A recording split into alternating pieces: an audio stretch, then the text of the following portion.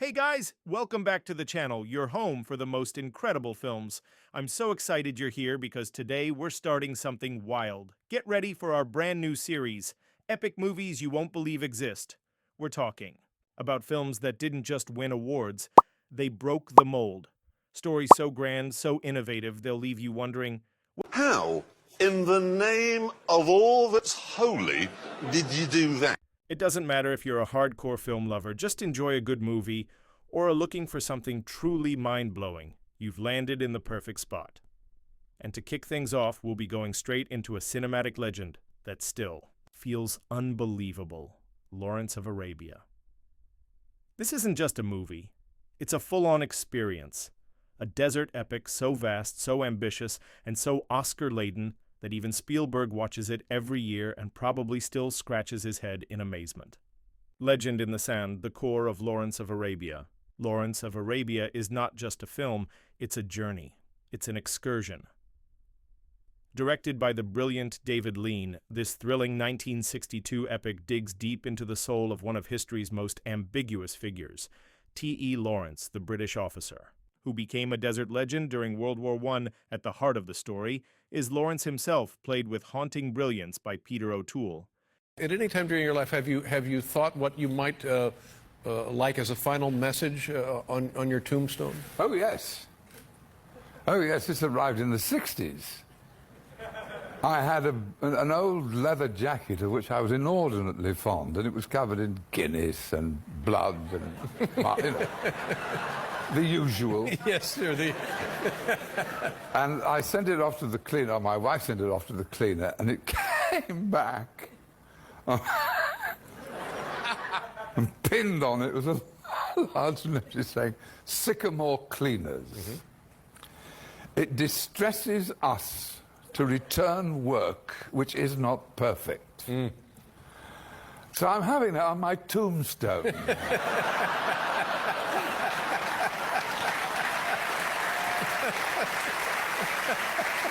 He's no traditional war hero. Instead, he's a man caught between cultures, struggling to define his identity amidst the vast sands of the Arabian Peninsula and the even vaster uncertainties of war. Through Lawrence's eyes, the film explores the fragile alliances between the British Empire and the Arab tribes rising against Ottoman rule. Alongside Lawrence, the story introduces key players in this geopolitical chess game. The charismatic and calculating Prince Faisal, who is Alec Guinness, the fierce tribal leader Auda Abu Tayi, who is Anthony Quinn, and the stoic Sheriff Ali, who is Omar Sharif, become both a mirror and a challenge to Lawrence's ideals.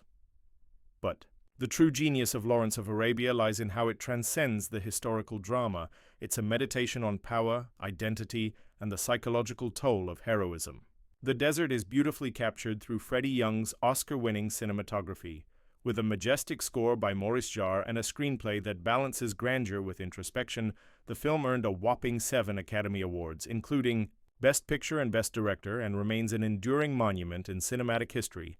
Without giving away its most powerful moments, Lawrence of Arabia is a story of a man who sought glory and found something far more complex. It's a story of dreams born in sandstorms and the cost of turning them into reality. How Lawrence of Arabia reflects and challenges its historical moment. David Lean's 1962 epic Lawrence of Arabia is a sweeping cinematic portrait of T.E. Lawrence's involvement in the Arab Revolt during World War I. Though it romanticizes Lawrence as a daring hero, the film simultaneously critiques the colonialist machinery he represents and becomes disillusioned with. Released during a period of intense global reevaluation of imperialism, the film serves both as a mythic adventure and a subtle indictment of Western interventionism, both in its historical setting and its contemporary moment.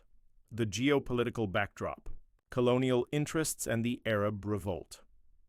At the heart of Lawrence of Arabia is the geopolitical entanglement of the British and French empires in the Middle East during World War I. The film dramatizes Britain's alliance with Arab tribes against the Ottoman Empire while quietly referencing the Sykes-Picot Agreement, a 1916 secret treaty in which Britain and France agreed to divide the Arab lands of the Ottoman Empire between them after the war. The film critiques this betrayal, especially in the scene where Lawrence learns about the agreement and realizes that his idealistic promises to the Arabs of self-rule are hollow. This moment casts a shadow over Lawrence's earlier triumphs and reframes them as part of a larger imperialist deception. Yet the film doesn't beat the viewer over the head with this critique.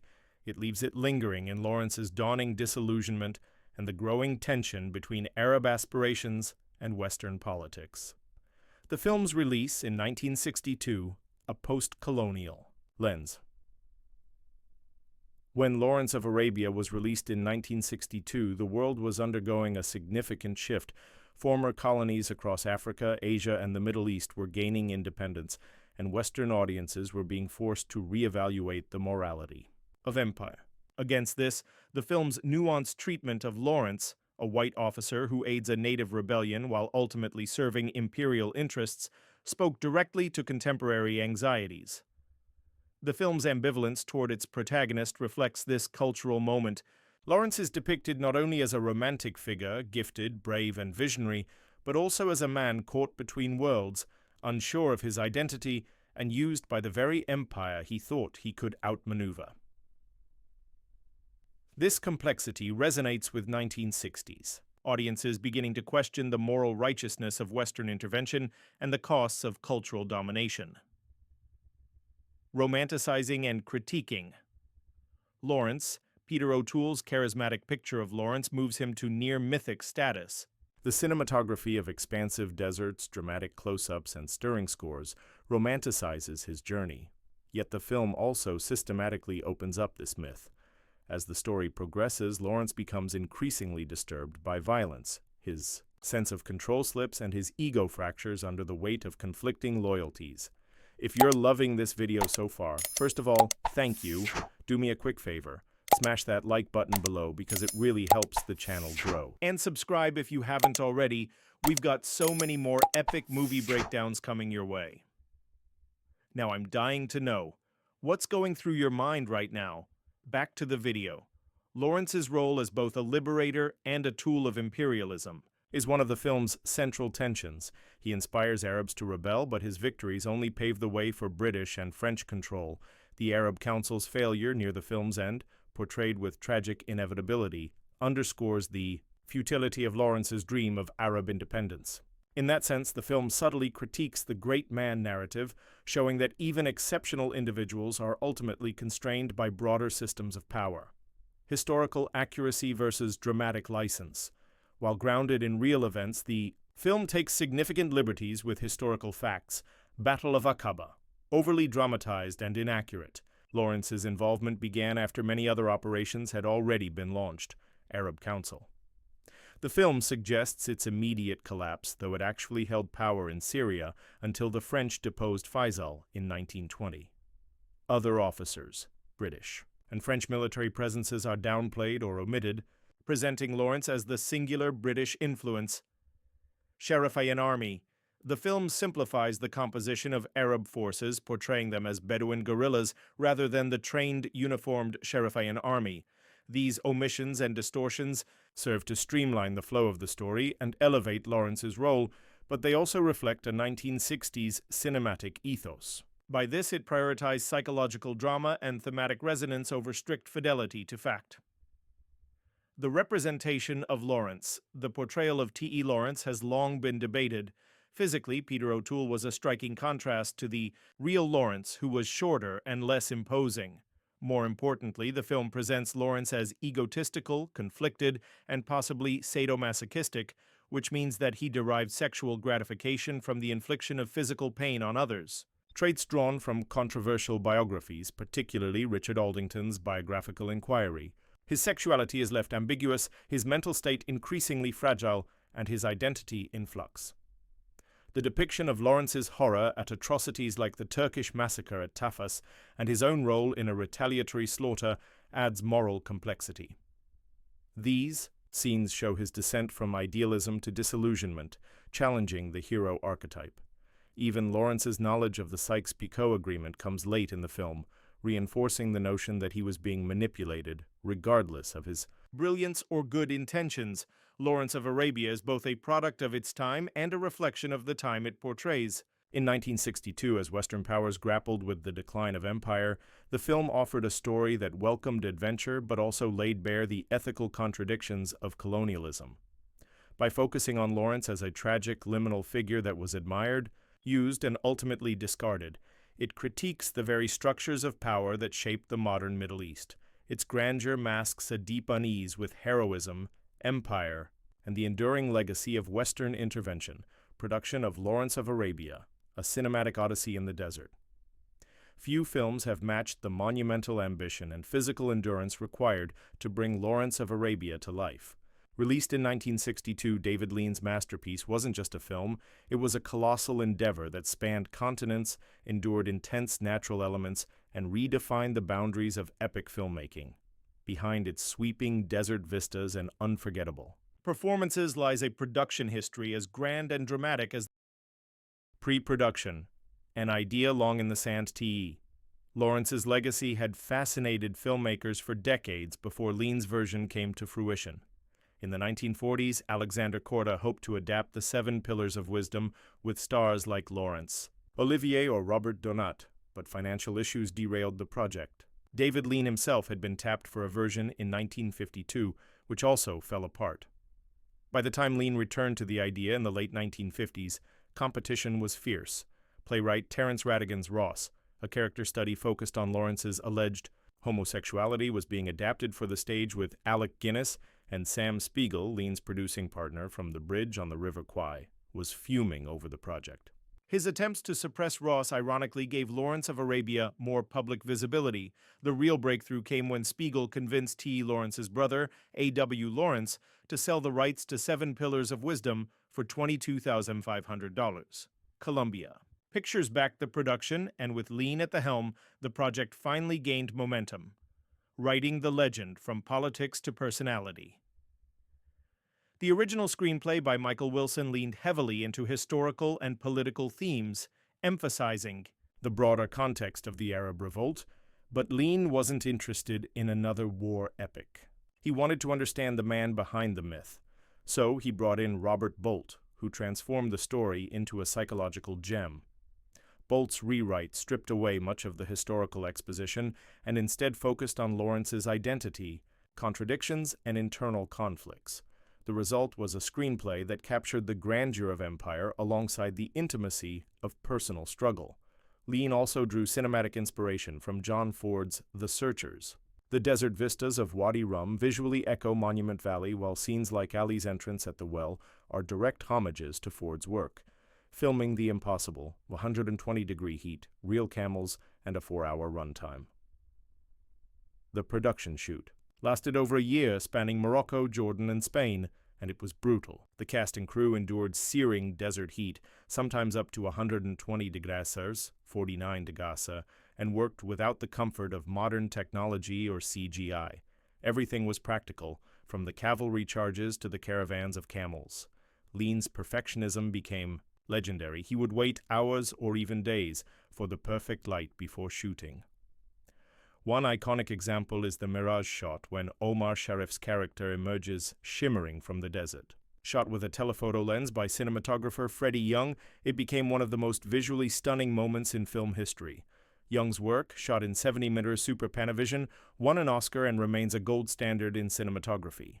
The widescreen format gave the film its panoramic majesty, immersing viewers in the harsh beauty of the Arabian desert.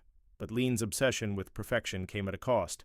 The film went insanely over budget, ultimately costing $15 million, a staggering sum. For 1962, executives balked at its 4-hour runtime and abstract themes, but the film's eventual critical and commercial success justified the risk.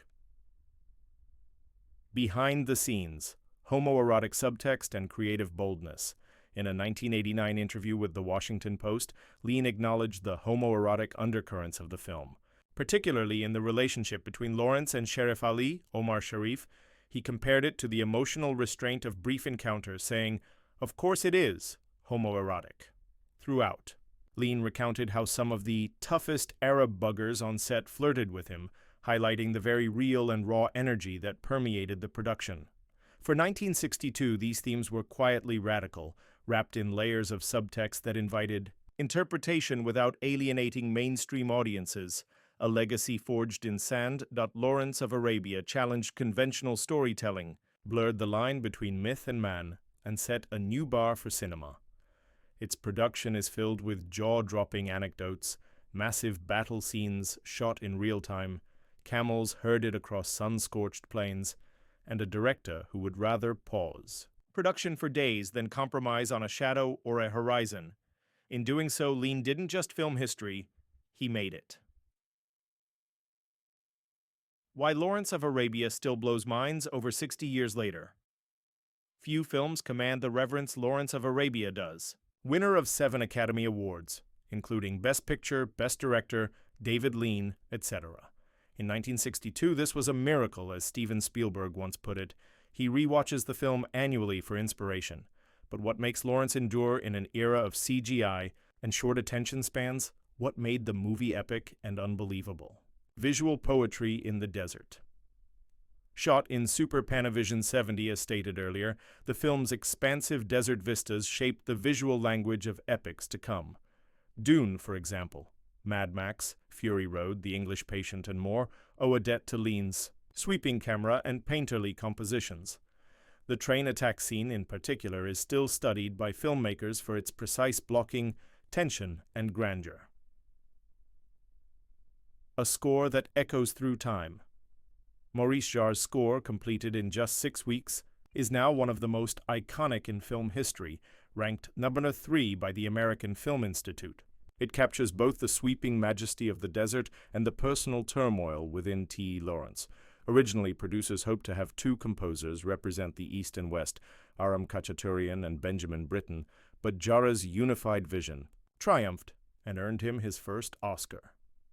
Behind the Sandstorm, the film's production was as tumultuous as the desert storms it captured. With no finished script at the start of filming, writers like Beverly Cross filled in before Robert Bolt was brought back, after being bailed out of jail for protesting nuclear arms.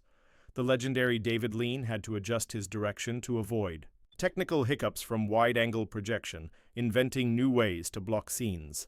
O'Toole nearly died on set, thrown from his camel during the Aqaba charge, only to be shielded by the animal itself, a real-life parallel to Lawrence's own battlefield mishap in 1917. A global legacy. Banned in Jordan for the way it showed Arab culture, the film became a hit in Egypt after President Nasser endorsed its vision of Arab nationalism. Over time, its legend grew.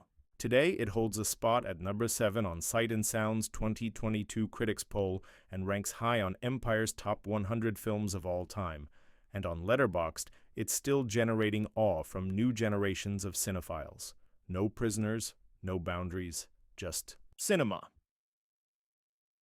With its timeless score, stunning cinematography, and Peter O'Toole's magnetic debut, Lawrence of Arabia remains a benchmark for cinematic ambition. Big films like this are no longer made, people say. But maybe that's the point. They didn't make them like this even then. And that, my friends, is why Lawrence of Arabia isn't just a movie. It's a cinematic pilgrimage. But guess what? Our next adventure is even bigger. That's right. We're journeying to Middle-earth for the Lord of the Rings trilogy, because if you thought Lawrence had insane production stories, just wait for the story of Viggo breaking toes and Orlando Bloom fearing horses. But before we go, 3 quick things. Smash that like button if you're as obsessed with epics as I am. Comment your hottest Lawrence take or your favorite. Low TR meme? Subscribe, because we're talking about why filming Fellowship almost broke Peter Jackson's